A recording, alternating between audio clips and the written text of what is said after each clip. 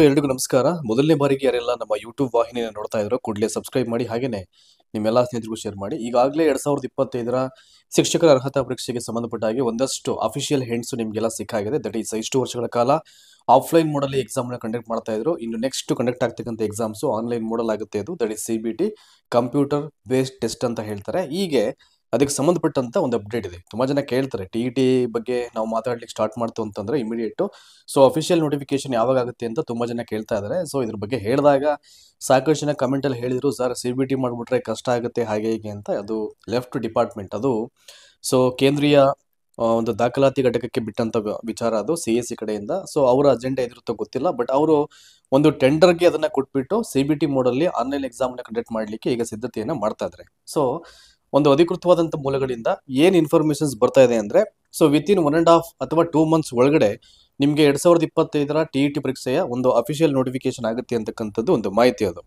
So ಇದಕ್ಕೆ ಸಂಬಂಧಪಟ್ಟ ಹಾಗೆ ಶಿಕ್ಷಣ ಇಲಾಖೆಯ ಉನ್ನತ ಅಧಿಕಾರಿಗಳಿಂದ ಇನ್ಫಾರ್ಮೇಶನ್ ಸಿಕ್ಕಿರುವಂತದ್ದು. ಸೊ ಸೆಪ್ಟೆಂಬರ್ 6ನೇ ತಾರೀಕು, ಅರ್ಥ ಮಾಡ್ಕೊಳ್ಳಿ. ಸೊ ನೆಕ್ಸ್ಟ್ ಮಂತ್ ಸೆಪ್ಟೆಂಬರ್ 6ನೇ ತಾರೀಕು ಒಂದು ಸಭೆಯನ್ನೇ ಕಂಡಕ್ಟ್ ಮಾಡಿದ್ದಾರೆ. ಅಂದ್ರೆ ಈ TET ಪರೀಕ್ಷೆಗೆ ಸಂಬಂಧಪಟ್ಟ ಹಾಗೆ ಒಂದು ಸಭೆಯನ್ನ ಸೊ ಕಂಡಕ್ಟ್ ಮಾಡಿದ್ದಾರೆ ಇಲ್ಲಿ.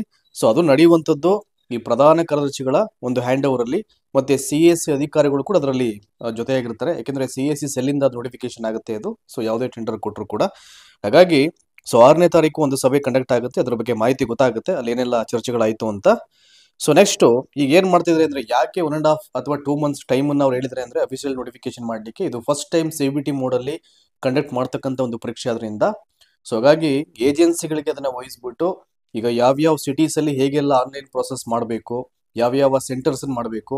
ಯಾಕಂದ್ರೆ ಏಜೆನ್ಸಿ ಅವರಿಗೆ ರೆಸ್ಪಾನ್ಸಿಬಿಲಿಟಿ ಕೊಟ್ಟಾಗ ಅವ್ರು ಏನ್ ಮಾಡ್ತಾರೆ, ಸೊ ಈಗ ಬೆಂಗಳೂರಲ್ಲಾಗಿರ್ಬೋದು, ಮೈಸೂರಲ್ಲಾಗಿರ್ಬೋದು, ಅಂದ್ರೆ ಎಲ್ಲಾ ಜಿಲ್ಲೆಗಳಲ್ಲೂ ಅವ್ರು ನೋಡ್ತಾರೆ. ಸೊ ಎಲ್ಲೆಲ್ಲಿ ಯಾವ್ಯಾವ ಸಂಸ್ಥೆಗಳಲ್ಲಿ ನಾವು ಆನ್ಲೈನ್ ಮೋಡಲ್ಲಿ ಎಕ್ಸಾಮಿನೇಷನ್ ನಡೆಸಲಿಕ್ಕೆ ಸೂಕ್ತವಾದಂತ ಪ್ಲೇಸಸ್ ಅಂತ. ಯಾಕಂದ್ರೆ ಇವೆಲ್ಲವನ್ನ ಅವ್ರು ಮಾಡ್ಲಿಕ್ಕೆ ಒಂದಷ್ಟು ಟೈಮ್ ಬೌಂಡಿಂಗ್ ಅಂತ ಬೇಕಾಗುತ್ತೆ. ಯಾಕಂದ್ರೆ ನೋಟಿಫಿಕೇಶನ್ ಆದ ನಂತರದಲ್ಲಿ ಇವೆಲ್ಲ ಮಾಡ್ಲಿಕ್ಕೆ ಆಗಲ್ಲ CBT ಮೋಡಲ್. ಇವನ್ ಈಗ NAT ಮತ್ತೆ CTT ಎಕ್ಸಾಮ್ಸ್ ಕಾಲ್ಫರ್ ಮಾಡ್ತಾರೆ ಅಂದ್ರೆ ಅವ್ರು ಆಲ್ರೆಡಿ ನೋಟಿಫಿಕೇಶನ್ ಮುಂಚೆನೆ ಸಾಕಷ್ಟು ಪ್ರಿಪರೇಷನ್ ಮಾಡ್ಕೊಂಡಿರ್ತಾರೆ. ಯಾಕಂದ್ರೆ ಒಂದು ಸಲ ಟೆಕ್ನಿಕಲ್ ಇಶ್ಯೂ ಆಯ್ತು ಅಂತಂದ್ರೆ ಇಮಿಡಿಯೇಟ್ ಎಕ್ಸಾಮ್ ಪೋಸ್ಟ್ಪೋನ್ ಮಾಡ್ಬೇಕಾಗುತ್ತೆ.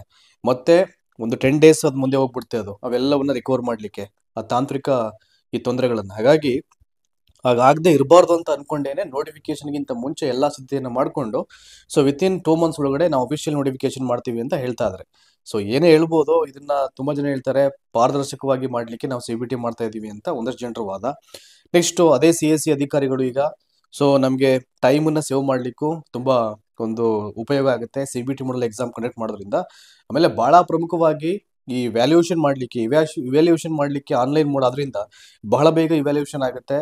ಅಂದ್ರೆ ಈ ಮುಂಚೆ ರೀತಿಯಾಗಿ ನಾವು ಕೆ ಆನ್ಸರ್ಸ್ ಒಂದು ಡೀಟೇಲ್ ಬಿಡುವಂಥದ್ದು, ರಿಸಲ್ಟ್ ಬಿಡ್ಲಿಕ್ಕೆ ಒಂದಷ್ಟು ಟೈಮ್ ತಗೊಳ್ಳುವಂಥದ್ದು, ಅಬ್ಜೆಕ್ಷನ್ಗೆ ಟೈಮ್ ಮಾಡುವಂಥದ್ದು, ಇವೆಲ್ಲ ಏನಾಗುತ್ತೆ ಆ ಟೈಮಿಂಗ್ ಏನಿದೆ ಅವೆಲ್ಲವನ್ನ ಕಡಿಮೆ ಮಾಡ್ಕೊಳ್ಬಹುದು. ಸೊ ಈ ಪರೀಕ್ಷೆಯ ಇಡೀ ಸಮಯ ಅಂತ ಏನಿರುತ್ತೆ, ಒಂದು ಡ್ಯೂರೇಷನ್ ಅಂತ, ಅದನ್ನ ಬಹಳ ಬೇಗ ತ್ವರಿತಗತಿಯಲ್ಲಿ ಇವೆಲ್ಲವನ್ನ ಮಾಡಿ ಮುಗಿಸ್ಲಿಕ್ಕೆ ನಾವು ಮಾಡ್ತೀವಿ ಅಂತಕ್ಕಂಥದ್ದು ಈ ಉನ್ನತ ಮೂಲಗಳಿಂದ ಬಂದಿರತಕ್ಕಂಥ ಒಂದು ಮಾಹಿತಿ ಈಗ.